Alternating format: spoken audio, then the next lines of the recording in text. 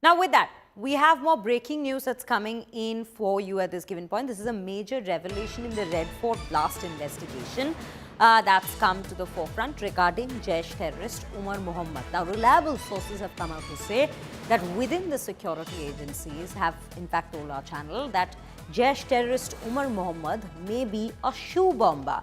Security agencies have recovered a shoe from the right front tire under the driver's seat of Umar Mohammed's I-20 car at the blast site. Investigations so far, remember, suggest that a metallic substance was found in the shoe which may have been used to carry out the blast. The investigation still continues to piece together these information that's being found out and recovered by several agencies conducting the probe at this given point. But traces of TATP have also been recovered from the tire and the shoes at the blast site. So it's being said that there is a possibility that Umar was a shoe bomber. That's where it was detonated from. It has also been confirmed that Jaish terrorists had amassed a large quantity of the TATP for planning a major blast. Now, the TATP explosives were also used along with ammonium nitrate in the Red Fort blast. The investigation so far, remember, has confirmed that Delhi blast was a conspiracy.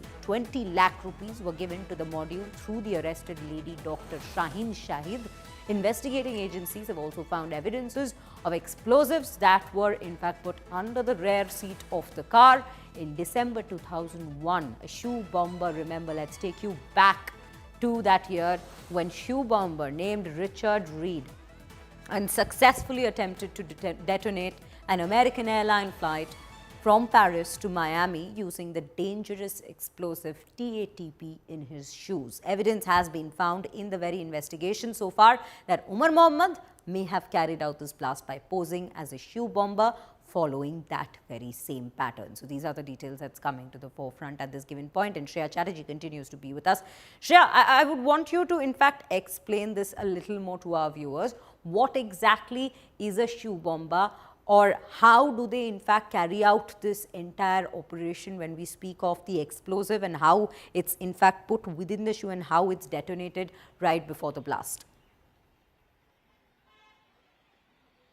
Well, you know, the shoe bomber is the entire plan, which we're right now learning from the investigators, is about a metal that was actually attached, linking to the TATP ammonium nitrate fueled vehicle borne IED. Now, it is about that how that metal tap would actually create the detonation of that vehicle borne IED, which allegedly would blast into and lead to that lone terror wolf attack. And that is right now the plot that's being investigated, because apart from traces of ammonium nitrate, TATP, which is a highly explosive,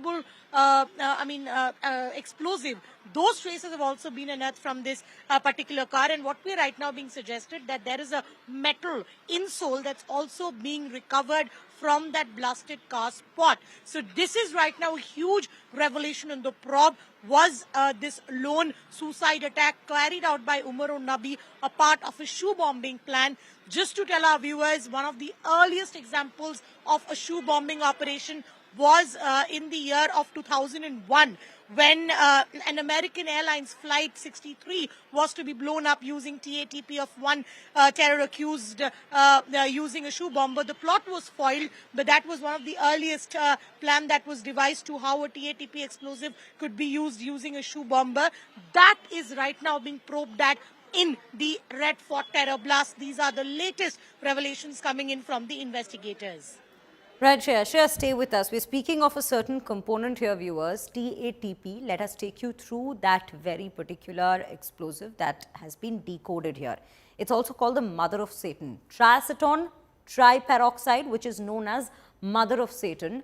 At this point, extremely volatile explosive likely used in the blast. Now, there are some very interesting facts about this very explosive that may have been used. That's what's being anticipated or rather speculated into at this given point, with the probe continuing.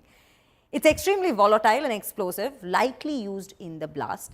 And what is very interesting to know about this component is that it can explode simply due to heat. There is no requirement for a detonator in this, but when someone uses this within an explosive, any change in the physical environment can trigger the explosion at the very point.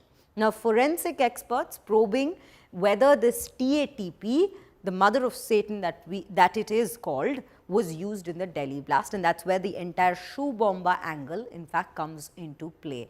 Now, this is what we are learning at this given point. There is some more reaction coming in. Lawyers, in fact, who are speaking about the entire case that was taken to the Patiala House Court today. Let's listen in.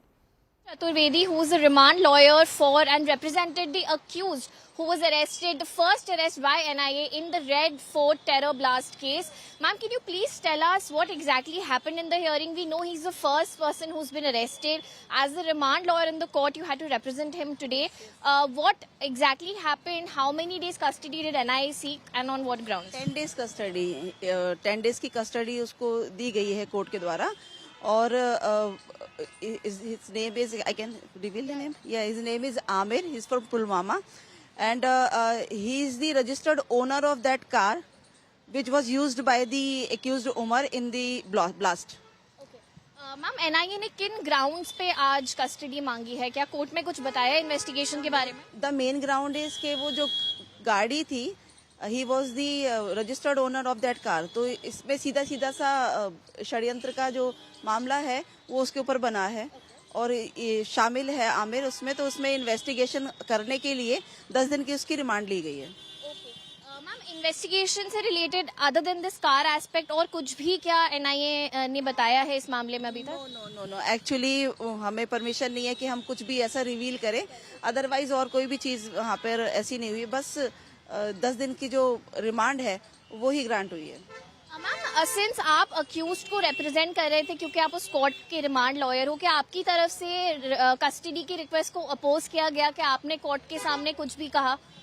Yes हम देखिए मेरी duty है कि उसको represent करना, तो मैंने उसमें बोला कि क्या ग्राउंड्स है और किस लिए.